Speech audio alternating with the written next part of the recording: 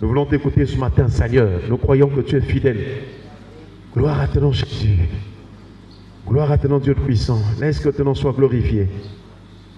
Laisse que ton nom soit glorifié, Seigneur. Comme des disciples au Seigneur, nous voulons écouter ta parole. Toi qui es le Dieu vivant, laisse que ton nom soit glorifié. Dans le nom de Jésus, nous disons Amen. Amen. Voilà, donc le frère Béni va partager. Ceux qui n'étaient pas là depuis dimanche, qui n'ont pas les versets bibliques, vous allez lever la main quand on vous donne les versets bibliques que nous sommes en train de développer. Donc on a dit beaucoup, quand on a vu dimanche, on va passer un verset biblique pour en Amen. Voilà, nous sommes donc en train de voir le thème général, c'est comment entrer au ciel. Comment aller au ciel, comment entrer dans la vie. Tel est le thème général. Maintenant, nous sommes en train de voir un point parmi les trois que nous avons déjà vus. Le premier point, il faut être délivré du péché. Pour aller au ciel, il faut être délivré du joug de la servitude. Et le deuxième point, nous avons vu, il faut être délivré de l'endurcissement.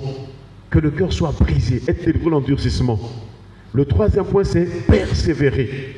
Persévérer jusqu'à la fin. Et dans Matthieu chapitre 24, verset 13, Jésus a dit, celui qui persévérera jusqu'à la fin sera sauvé. Est-ce qu'on peut acclamer le Seigneur? Et nous sommes en train de voir quels sont les types de persévérance. Dans quel domaine nous devons persévérer? Et nous en sommes donc dans la persévérance, dans la prière. Persévérer dans la prière. Et donc, dans Colossiens chapitre 4, verset 2, qui est aussi notre texte de base sur la persévérance de la prière, Paul dit ceci aux chrétiens de Colosse. Persévérez dans la prière. Veillez-y avec action de grâce. Persévérer dans la prière. Et nous avons compris depuis hier que persévérer veut dire continuer à faire des prières. Un enfant de Dieu doit toujours prier. Prier de temps en temps. Prier à chaque instant. Prier en tout temps. Prier en toutes circonstances. Prier en tout lieu. Voilà un enfant de Dieu. La prière devient une vie. Dans notre marche avec Dieu, la prière est une vie. Alléluia. Et dans cette vie de prière, où que tu te trouves, quels que soient les problèmes, les temps, les circonstances, les moments, ton cœur doit être en prière.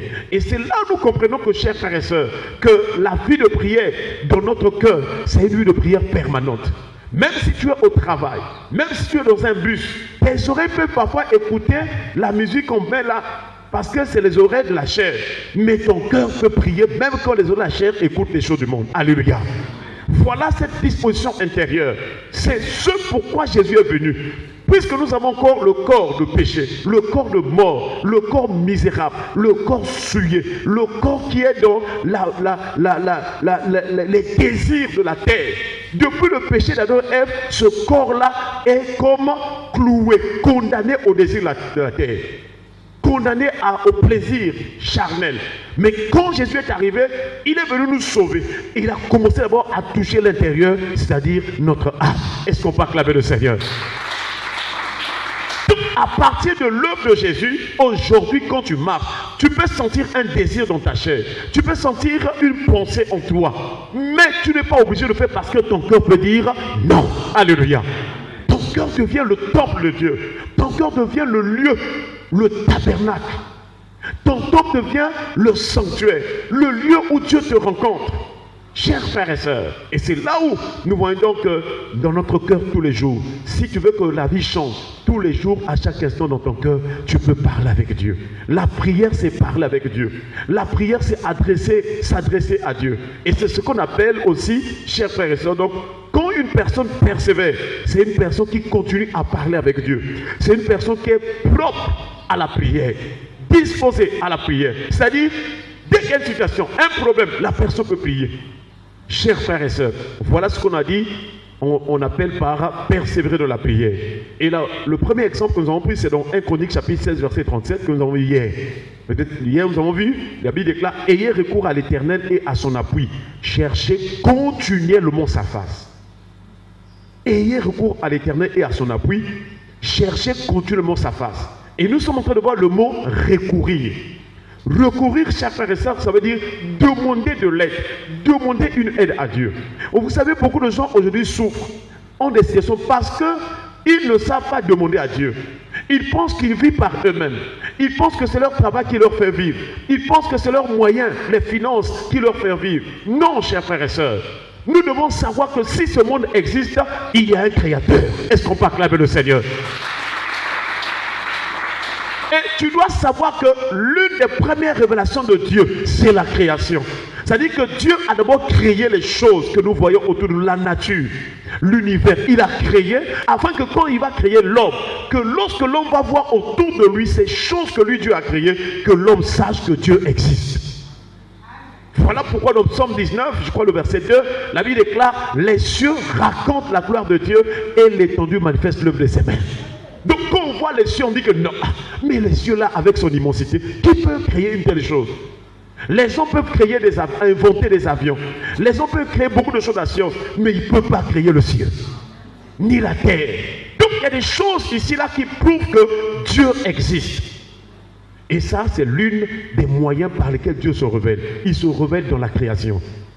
Et beaucoup de gens iront en enfer, seront condamnés parce que ils vont dire que je n'étais pas parti à l'église, je ne savais pas que Dieu existe. On va te dire que même la création prouve que Dieu existe.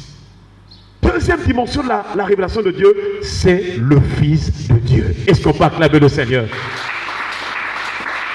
Donc, pour connaître que Dieu existe et que Dieu est tout puissant, la création, ce qui nous entoure, la nature. 2, le Fils de Dieu. Jésus est venu révéler le Père. À cause de la vie de Jésus, à cause de l'œuvre de Jésus, à cause de la mission de Jésus sur la terre, il a prouvé que Dieu existe. Et plus personne aujourd'hui peut dire que non, Dieu n'existe pas. Non, chers frères et sœurs, parce que Dieu a tout concouru, a tout réuni pour que l'homme soit conscient que Dieu existe. Alors, si Dieu existe, qu'est-ce que l'homme doit faire? L'homme doit avoir la foi. La Bible déclare, or sans la foi, il est impossible de lui être agréable. Parce qu'il faut que celui qui s'approche de Dieu croit que Dieu existe et qu'il est le rémunérateur de ceux qui le cherchent. Donc si tu crois que Dieu existe, tu dois maintenant chercher la face de Dieu. Et chercher Dieu, c'est la prière. Tu as un problème, tu as un souci, tu as une situation, tu dois maintenant parler à Dieu. Ah Seigneur, ne fût-ce que crier le nom du Seigneur peut t'emmener la délivrance. La Bible déclare, quiconque invoquera le nom du Seigneur sera sauvé. Est-ce qu'on peut acclamer le Seigneur? Nous demandons qu'on recourir. Demande à Dieu, quel que soit ton problème. Moi, quand j'avais commencé à prier, je pensais que pour demander à Dieu, il faut demander seulement des choses grandes, des choses difficiles. Ah, Seigneur, vraiment telle chose. Mais j'ai compris que même la nourriture, tu peux demander à Dieu. Alléluia. Seigneur, j'ai besoin de la nourriture. Il va te donner la nourriture. Peut-être ça ne va pas tomber du ciel, mais Dieu va utiliser les moyens pour que tu puisses avoir quelque chose à manger. Et donc, en toute chose, en tout temps, dans tous les domaines de ta vie, tu dois parler à Dieu. Ne va pas d'abord derrière les... Oh l'oncle, moi je manque quelque chose. Avant d'aller voir l'oncle pour te donner quelque chose, prie d'abord le Seigneur. Et Dieu est capable de toucher le cœur de ton oncle. Il est capable de toucher même une autre personne. Il est capable d'utiliser d'autres moyens pour te visiter et te bénir. Alléluia. Que cette année, Dieu nous donne de recourir à la prière au nom de Jésus. Qu'il nous donne un cœur attaché, un cœur disposé à la prière. Que tu sois assis, tu peux prier. Que tu sois debout, tu peux prier. Que en tout cas, en tout lieu, dans toutes les conditions de ta vie, que ton cœur soit une chambre haute de la prière. Est-ce qu'on peut acclamer le Seigneur? Chers frères et sœurs, ce matin, donc, nous allons voir encore un autre texte. Mais hier, nous avons vu l'exemple de Job. Job a dit dans Job chapitre 5, verset 8, il dit, pour moi, j'aurai recours à Dieu. Et c'est à Dieu que j'exposerai ma cause. Voilà Job. Ce qui donc a sauvé Job, ce qui a fait que Job s'en sorte, parce qu'il recourait toujours à Dieu. Il venait toujours, il s'adressait à Dieu. Il déposait sa situation entre les mains du Seigneur. J'aimerais te dire, mon frère, ma soeur, si tu as un problème ce matin, parle à Dieu. Alléluia. Et donc, ce matin, nous voulons voir le psaume 109, le verset 4. Le psaume 109, le verset 4. Il est écrit, tandis que je les aime, ils sont mes adversaires, mais moi je recours à la prière. Est-ce qu'on peut acclamer le Seigneur? Je recours à la prière. Et nous avons encore découvert une autre définition de recourir. Recourir, ça veut dire aussi se mettre à courir. Alléluia. Recourir veut dire se mettre à courir. Nous avons déjà dit que ce que nous voyons physiquement dans notre vie existe aussi sur le plan spirituel. De la même manière que vous voyez des gens courir, quand nous allons dans les grandes voies, les grandes artères, vous allez voir qu'il y a des gens qui font le footing. Hein? Qui a déjà vu une personne qui fait le footing? Voilà. Donc les gens font le footing, ils courent. Pour le sport, pour le corps. Et sur le plan spirituel aussi, nous avons une course. Et cette course-là, c'est la course chrétienne. La vie chrétienne est une course. La vie chrétienne, c'est une course. Et cette course nous emmène à aller remporter le prix de la vocation céleste. Si tu as cru en Jésus, sache que tu es en train de courir. Mais dans cette course-là, l'ennemi peut vouloir aussi t'arrêter. Il peut vouloir aussi t'empêcher de courir. Lorsque vous voyez des gens ne plus venir à l'église, ou bien ne plus avoir une bonne vie de prière, c'est que le diable les a arrêtés, les empêchés de courir. Mais nous prions ce matin que Dieu te donne la force de toujours courir jusqu'à achever la course. Est-ce qu'on peut acclamer le Seigneur? Donc, la marche chrétienne, la foi en Jésus, c'est une course pour aller au ciel. Chers frères et sœurs, nous voyons donc un texte de Paul, l'apôtre Paul aux Galates. Galates chapitre 5, verset 7, il est écrit. Galates chapitre 5, verset 7, il est écrit. Vous courriez bien. Qui vous a arrêté pour vous empêcher d'obéir à la vérité?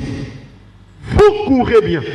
Et pourtant, Paul est en train de parler des choses spirituelles, des choses de Dieu. Dans le livre de Galates, c'est là où il a parlé des œuvres de la chair et des désirs de l'esprit. Donc, la parole, la bonne nouvelle, le message, la prédication de Paul à l'endroit des chrétiens de Galates, c'est aussi des choses spirituelles. Mais il dit, vous courez bien. Qui vous a arrêté? Donc vous priez le Dieu vivant, vous êtes dans le Saint-Esprit parce que l'Esprit était là. Il dit même aux Galates que, mais vous avez commencé par l'Esprit, voulez-vous terminer par la chair? Chers frères et sœurs, vous courez bien, mais il dit, qui vous a arrêté pour vous empêcher d'obéir à la vérité? Et un peu plus bas, il va dire que cette influence ne vient pas de celui qui vous appelle. Alléluia. Nous prions ce matin, mon frère, ma sœur, que le Seigneur te donne de tenir ferme, de courir jusqu'à la fin. Alléluia. Chers frères, la prière, c'est une course. Voilà pourquoi nous persévérons dans la prière. Parce que si tu persévères dans la prière, ton esprit sera fort, ton esprit sera éveillé, ton esprit sera puissant. De sorte que, frères et sœurs, quand tu marches, quand tu vas quelque part, les choses vont aller bon train. Ça va marcher. Quand tu as besoin de quelque chose, si ton esprit est éveillé, tu as un bon régime de prière, sache que la prière nous augmente la puissance. Alléluia. La prière te donne d'être un homme, une femme puissante. Il y aura des paroles qui vont sur ta bouche, qui vont s'accomplir. Parce qu'en ce moment-là, étant dans la présence de Dieu, ta bouche sera comme la bouche de Dieu. Est-ce qu'on peut acclamer le Seigneur? Ce matin, nous prions que le Seigneur nous délivre de celui qui nous arrête la course au nom de Jésus. Si ta vie de prière n'était plus assez forte, si tu étais devenu un peu faible, si tu commençais à t'égarer, que le Seigneur te ramène et que le Seigneur te donne la victoire sur tout celui qui t'empêche d'avoir un bon régime de prière. S'il y a une chose que tu dois conserver dans ta vie, c'est la prière. Parce qu'avec la prière, tu vas parler avec Dieu. Tu vas soumettre tes situations. Tu vas t'attendre à Dieu. La prière, nous parlons à Dieu, mais nous l'écoutons aussi. La prière veut dire parler avec Dieu. Il y a une relation de réciprocité. Dieu parle, tu l'écoutes, toi aussi tu parles, Dieu t'écoute et Dieu te répond. Alléluia. Que Dieu nous aide, que tu sois à la maison, au travail, partout, que ton cœur puisse parler avec Dieu. On va s'élever dans la prière. On va s'élever. Nous allons prier le Seigneur. Alors nous allons prier le Seigneur qu'il chasse tout esprit qui t'arrête, qui empêche que tu pries beaucoup. Que le Seigneur chasse tout esprit qui attaque ta vie de prière. Peut-être que dans les anciens temps, les années passées, tu étais fort, mais à un temps encore, tu es devenu faible. Ce matin, toute personne, tout esprit qui t'arrête, qui arrête ta vie de prière, qui t'empêche d'avancer dans la prière, que cet esprit tombe au nom de Jésus. Et nous voulons prier le Seigneur au nom de Jésus. Au nom de Jésus, au nom de Jésus, au nom de Jésus, au nom puissant de Jésus. Tout esprit démoniaque qui arrête la vie de prière, nous te commandons de sortir de la surprise. Nous le chassons, nous le chassons, nous chassons, nous chassons, nous chassons, nous chassons tout esprit pur, tout esprit pur, tout esprit démoniaque, sortez, libérez les corps, libérez les cerfs, tout esprit qui attaque la prière, tout démon qui attaque la prière, tu es vaincu, tu es neutralisé, tu es paralysé, nous te commandons de sortir, ne plus revenir. Saute. Toi qui avais arrêté la prière, dans la vie de mon frère et ma soeur, sortez.